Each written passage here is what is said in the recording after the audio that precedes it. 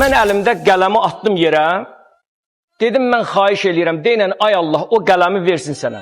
Hacı Surxay müəllimə onun gətirdiyi dəlilə qısa olaraq cavabım budur ki, o yerə atdığınız qələmi ortada vasitə tutduğunuz İmam Hüseynə və ya hansısa pirə deyin, o gəlib yerdən qələm götürüb sizə verir. 20 gün 133 dəfə desin dayanmadan ya Abbas, ya Abbas, ya Abbas. Bir ay belimi sındıranda ayının da pəncəsi çox güclü olur axı. Bir pəncəsin belimi sındıranda pəncəsi ilə bir dəfə qışqırdım, ya Əbəlfəz. Deyir, ya Əbəlfəz, gördüm belimdən ağırlıq götürüldü. Baxdım, gördüm, ayı durdu. İmam Hüseyndən biz istəyək, şəxsi hacətlərimizi də istəyək, heç bir problem yoxdur. Amma söz buradadır ki, İmam Hüseyndən ancaq və ancaq elə xəstəmin şəfa tapmasını yox. Deyək ki, ağa, ruhum xəstədir, qəlbim xəstədir. Allah səndən razı olsun demək əvəzinə İmam Cəfər Sadiq səndən razı olsun. Zəncirli Pir səndən razı olsun. Seyid Fuqara səndən razı olsun. Şıxeyib Baba səndən razı olsun deməliyik. Sizin məntiqlə axı Allah duaları birbaşa qəbul etmir. Halbuki Uca Allah Quranda Peyğəmbərimiz sallallahu aleyhi və səlləm Əhl-i Beyti də Allahdan qeyrisinə dua etməyi qadağan edir. Bismillahirrahmanirrahim. Təzəlikcə Hacı Surxay müəllimin bir videosunu göndərdilər mənə. O, həmin videoda belə deyir. Günlərin birində, çox üzr istəyirəm, bunu mən açıq şəkildə deyəcəm. Bəli, buyurun. Əhl-i Beyti qəbul etməyən bir nəfər mənə yaxınlaşdı. Dedi, nə yapışmısınız bu Peyğəmbərdən, imamdan, filandan? Siz vasitə onu niyə tutursunuz? Mən Qurandan ayə dedim. Bu dedi ki, yox, ölüdən heç nə istəmək olmaz. Dedim, çox gözəl. Mənim əlimdə bir qələm var idi, rüçqəm. Dedim, sən Allahı qəbul edirsən? Dedi, bəli, tohidi qəbul eləyirəm. Dedim, Allah diridir ya ölü? Dedi, Allah huvel hayy, o diridir. Dedim, gözəl. Mən ayaq üstəydim, o da ayaq üstə üzbəüz danışırdı. Mən əlimdə qələmi atdım yerə. Dedim, mən xahiş eləyirəm, deyən, ay Allah, o qələmi versin sənə. Bu mənə qayıt dedi ki, necə yəni, bu nə sözdür? Allah qələm verəndir. Dedim, Allah diridir axı, Allah hər şeyi görür və bilir. Mən əyildim, qələmi götürdüm, verdim. Dedim, Allah bizləri vasitə yaradır. Onun bu çıxışından aydın olur ki, birbaşa Uca Allaha deyil, İmam Hüseynə və digərlərinə dua edərək Allahla öz arasında vasitə tutmağı, imamdan, pirlərdən dua edib kömək istəməyi icazəli görür. Hacı Surxay müəllimə onun gətirdiyi dəlilə qısa olaraq cavabım budur ki, o yerə atdığınız qələmi ortada vasitə tutduğunuz İmam Hüseynə və ya hansısa pirə deyin, o gəlib yerdən qələm götürüb sizə versin. Görəsən cavabınız nə olardı? Əlbəttə ki, buna cavab yoxdur. Çünki siz qeybdə olan birinə dua edib, Allah ilə aranızda vasitə tutursunuz və mən də deyirəm ki, o qələmi sizə həmin vasitə tutduğunuz şəxs götürüb versin. Əlbəttə ki, mənim Hacı Surxay müəllimin şəxsiyyəti ilə heç bir işim yoxdur. Bu sadəcə bir elmi dialoqdur ki, haqqın üzə çıxması üçün edirəm. Maraqlıdır ki, bəziləri də sevinərək Allaha şərik qoşmağa aid yaxşı dəlil tapdığını düşünür. Halbuki Uca Allah Quranda Peyğəmbərimiz sallallahu aleyhi və səlləm Əhl-i Beyti də Allahdan qeyrisinə dua etməyi qadağan edir. Sualım budur ki, Qurandan bir ayə göstərə bilərsinizmi ki, desin ki, Allaha deyil, başqalarına dua edin. Əksinə, Uca Allah yalnız Allaha dua etməyə çağırır və başqalarına dua etməyi isə şirk sayır. Uca Allah yalnız birbaşa ona sığınmağımızı əmr edir və buyurur ki, Qul əuzu bi rabbin nəs. De ki, insanların Rəbbinə sığınıram.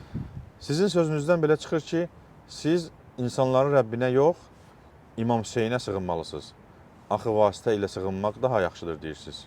Həmçinin Uca Allah buyurur, فَإِذَا قَرَأْتَ الْقُرْآنَ فَاسْتَعِذْ بِاللّٰهِ مِنَ الشَّيْطَانِ الرَّجِيمِ Quran oxuduğun zaman qovulmuş şeytandan Allaha sığın. Sizin sözünüzdən belə çıxır ki, biz Quran oxuyanda Əuzu billahi minəşşeytanirracim qovulmuş şeytandan Allaha sığınıram deyil, Əuzu bil İmamil Hüseyn minəşşeytanirracim qovulmuş şeytandan İmam Hüseynə sığınıram deməliyik. Çünki sizin məntiqlə Allaha dua edib birbaşa Allahdan istəsək, Allaha sığınsaq, Allah qəbul etməyəcək. Görürsünüz nə absurddur?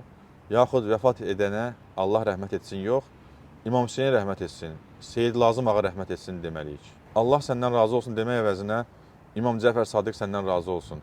Zəncirli Pir səndən razı olsun. Seyid Fuqara səndən razı olsun. Şıxeyib Baba səndən razı olsun deməliyik. Sizi məntiqlə axı Allah duaları birbaşa qəbul etmir. Hələ bir də yazıb ki, Hipokrata and içən həkim balaca cansız dərman yazanda qaça-qaça gedib o dərmanı alıb içib şəfa tapır. Amma Allahın seçilmiş şəxsləri şəfa verə bilməz. Təəssüflər olsun ki, bu cür cılız dəlillərlə özünüzü aldadırsınız. Məgər Allahın seçdiyi kəslər sənə o həkim kimi dərman verirmi? Qəbrindən çıxıb dərman verirsə, deməli bu qeybi məsələ deyil və bu dua etməyi sayılmır. Get qəbrindən dərman, yemək içmək, ruzi istə, o da sənə versin. Yox, əgər yanımızda olan canlı bir həkim kimi o qəbirdə olan hissi olaraq sənə dərman verə bilmirsə, ruzi verə bilmirsə, deməli bu qeybi məsələdir və dua sayılır və bunu yalnız Allaha dua edib istəmək lazımdır. Digər də var, deyir ki, İvandan Petrovdan kömək istəmək olar, İmam Hüseyndən olmaz. İmamlardan kömək istəmək olar da, yəni pirlərdən şəfa dilənmək olar da inşallah. Niyə olmuş ki? Hə, yəni bu var da İslamda. Sədən anadan istəyirsən, qardaşdan istəyirsən, bacıdan istəyirsən. Hə, elədir. Anadan qaynaqdan istəyirsən. İvandan Petrovdan istəyirik köməyi. İmamına peyğəmbərdən olmaz. İvan Petrov məsələsi də həmin bu mövzuya aiddir. Məgər bu İvandan sən uzaqda durub, əl açıb, ay İvan, mənə kömək ol, deyib dua edirsən? Əlbəttə yox. Deməli, bu dua sayılmır. Biz dua edib, qeybdən, kömək istəməkdən olmaz deyə deyirik. Uca Allah Quran-ı Kərimdə buyurur, وَقَالَ رَبُّكُمُ ادْعُونِي أَسْتَجِبْ لَكُمْ إِنَّ الَّذِينَ يَسْتَكْبِرُونَ عَنْ عِبَادَتِي سَيَدْخُلُونَ جَهَنَّمَ دَاخِرِينَ Rəbbiniz buyurdu, mənə dua edin, mən də sizin dualarınızı qəbul edim. Mənə ibadət etməyi təkəbbürlərinə sığışdırmayanlar cəhənnəmə zəlil olaraq girəcəklər. Sizlər Quran oxumursunuz. Bəs mübarək Əhl-i-Beyt imamlarının sözlərini, öz alimlərinizin də yazdıqlarını oxumursunuzmu? Həmin bu ayəyə əsasən dua ibadətdir. Həmçinin Əhl-i-Beyt imamları da birbaşa deyir ki, Əd-dua huvəl-ibadə, dua ibadətdir. Əgər dua ibadətdirsə, o zaman ibadəti Allahdan qeyrisinə etmək olarmı? Çox böyük şiə alimi Hurr Amili fəsil açaraq deyir və bu cümlətin mimmə yəthbutu bihil küfrü vəl-irtidəd, küfr və mürtədliyin nə ilə baş verməsi fəsli. Şeyx Hurr Amili həmin bu fəsildən sonra İmam Cəfər Sadiqin belə dediyini rəvayət eləyir.